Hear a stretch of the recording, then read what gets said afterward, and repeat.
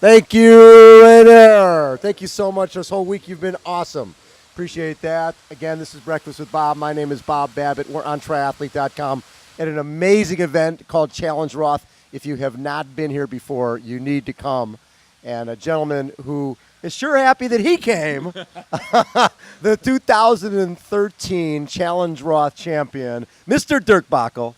Good morning. How are you? I am wonderful. Look at you, Lederhosen. Yeah, I'm all styled now. I keep riding on that Bavarian wave right now. I mean, I'm on cloud number 9. I am feeling great, and well, I'm feeling great because I won. Yeah. But my body is shattered. But I still enjoy every second of it. Those days they don't come very often. And if everything works out, I'm just going with the flow now. When you have a day like that, 46:05 swim, 4:15 bike, 2:48 best run of the day, and say what'd you take? 19 minutes off your personal best, something like that? It's unbelievable. It's unbelievable. After the swim, when we ran through transition, I felt like, man, I could have swum faster. I felt okay-ish. Yeah. And I guess that's the reason why I had such a quick transition. And I found myself in front of the pack right away. Yeah. And I just did my thing. And I mean, it taught me a really good lesson last year when I won in Regensburg. I just did my own thing, and I thought, hey, you did it once before, it might work again. So I just did my own thing on the bike, focus on my wattage, just put the power stable, and I opened a gap of like 3 minutes in the first 20K. What type of wattage did you try to hold?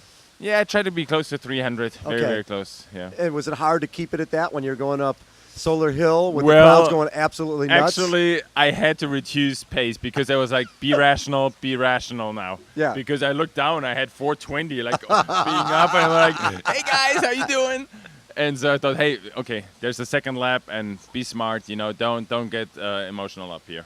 So I reduced the pace a little bit, and then in the second lap, I had a very comfortable lead. So every time it started hurting a little bit on those little hills, I was able to reduce the pace and go comfortably over. Yeah. And as soon as I was on top, I had to go back to business, and it was just amazing. I mean, for me personally, the fastest ever swim I did, the fastest ever bike, the fastest run, so obviously personal best. There's a national record and the fastest time in the world for this year. I mean, the list is endless, man. I cannot believe it. And you were in Lederhosen. I know. Germany. Well, I have to know. I'm half Bavarian now, I guess. So. Yes. So Timo Brock, favorite because he's German. He's great, amazing athlete. He flatted. When did you find out that he had flatted? That was roughly kilometer 135. Okay. Felix, the organizer, Felix Walksurfer, he was on the motorcycle and he passed different groups and gave some information out. Mm-hmm. And he told me that he flatted. But I didn't know when he flatted or if he lost time. Because usually when you flat, can change quick, it could be 30 seconds, right? Yep. So I wasn't aware of what was going on. I didn't get too many information up front. On the run, it was good. But on the bike, I just had to do my own thing. And, I came into transition with the best bikers. Yes. Like 7 minutes ahead of them and then 11 minutes to the best runners. Right. So I smelled victory. And I was like, okay, this is a long marathon. You've been out there all day by yourself. And if they hang you out to dry, could have been that some of the bikers make the pace and the runners stay in the back. Right. But I just had to go for it. And God, it was hard, man. Well, last year, Timo Brock and James Kamana came off the bike together and really worked together to make up a 9-minute lead. Yes. And go, and basically battle between the two of them. Were you concerned at all about that? Because obviously 11 minutes, 12 minutes is great. It's comfortable, right? But James ran 240 last year. I know. I had it in my mind. But to be honest, after I found out they didn't come in a pack into transition, I heard the group split it up.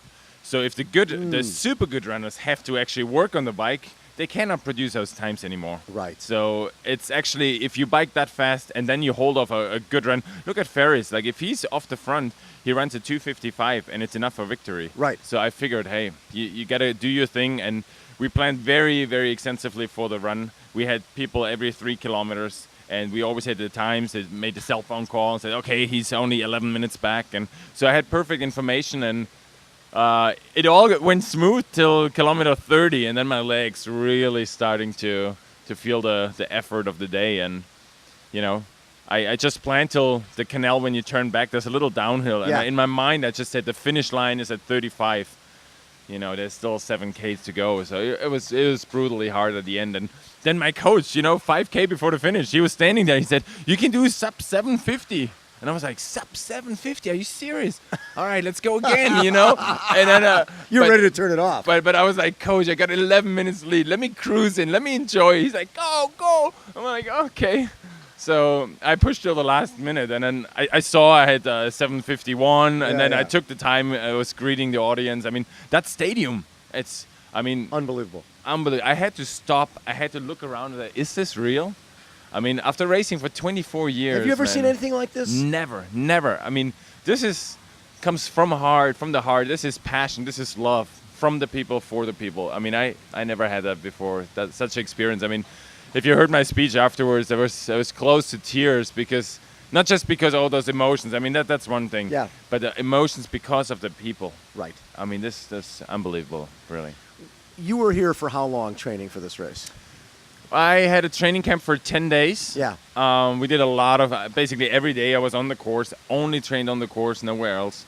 And I was now here before the race another 10 days. So it makes up 3 weeks, basically. 3 weeks. And that was important to you, just to feel like... Well, if I want to peak, I tell the people at the beginning of the year, I'm very hard on myself. I tell the people, okay, this is where I want to perform, the ITU, then I want to go to Roth, and then I want to go to Kona. Right. And I believe this is in business, it's in our sport. You got to set goals, let the people know, be accountable for it. It makes you work, man. It makes you work bloody hard. So that's with your sponsors. You let them know, I'm not going to publicly. be... I put that, absolutely. Well, you put it out there saying, my goal is to win this race. I didn't say win, but I was to have a a great careful. Performance. Yes. I mean, you never know. I peak, and if I peak, I do expect like a very good performance. Yeah. I mean, what's hard is, like last year, when Timo had a great race, James runs 240. You just have that type of day. And James, listen, the guy ran 249. He had a great day, just a little bit over 8 hours. Yeah. But you were King Kong. Yeah. On well, that I day. have to say, the post-race press conference, they had so many nice words for me. I mean that you don't hear that very often from other pros. Not just because you win and you're a good guy, but the way they talked about me for such an extended amount of time. I mean, it felt really good, and I just want to say that back to them as well. Great guys, and it's just one of those days. You never know how many of those days you're gonna have in your career. Exactly. I mean, that was one of it, and I think this is what every athlete is looking for. That perfect day. But man, if you look back, it's like 3 months of preparation for one race. So it's very hard. You have to be focused. Lots of sacrifices, and I can't wait till tomorrow because we're gonna leave to Norway. We're gonna have a little vacation now and celebrate the PhD successful, the title from my wife. Nice. Plus that Plus win this now. win I here. mean, it's time for some spa and relaxing now. When's the build-up start for Kona? And will you do the same type of thing where you go to Kona for a period of time?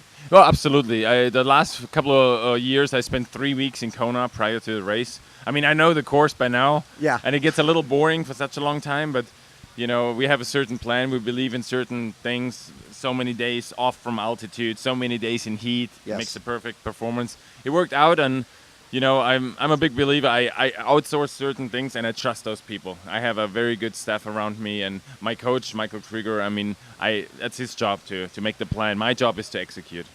Love it. Well, you executed. You executed just a little bit. Sounds so rational, doesn't it? It sounds so easy. You make a plan, execute it, and then I'm going to go 7:52. I mean, the goal was, and I didn't even say that at the press conference. The goal was just to be really at the top of my personal game.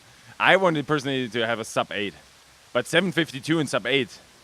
It's the 6th fastest time ever. Ever. I know. I mean, that's me, little Dirk from Luxembourg. So you might have chosen the right profession, huh? I think so. I mean, 24 years of racing, and a day like this, I mean, it was all worth it. I can lean back and say I'm happy. I'm very, very deeply satisfied. What I like is you're besides being an amazing athlete, you're just a real professional. And I love the fact that you're out there the other night, the lederhosen, the hat, that you're greeting everybody, because it's. It seems like you have it in perspective. Yeah, I'm ready to have a great race, but I don't need to sit in my house and meditate to get there. I can still enjoy life. I do meditation. I started doing meditation. It does help me for my personal dealing with stress, accepting stuff the way it is. It's just how it is, But on the other side, there's a real life going on as well. So I was always the athlete. I didn't want to miss out on life that I regret, or that I just need to stop doing the sport. Right. Because I'm lacking of some satisfaction outside Yes. the sport.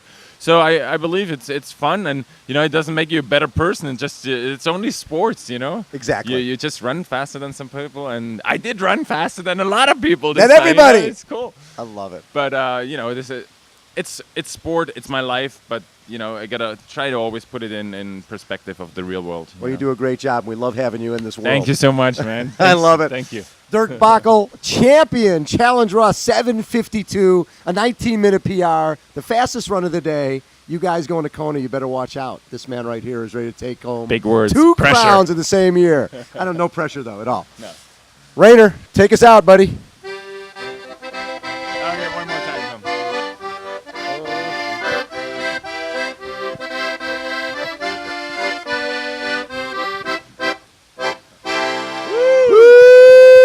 Woo! Breakfast with Bob, thank you very much.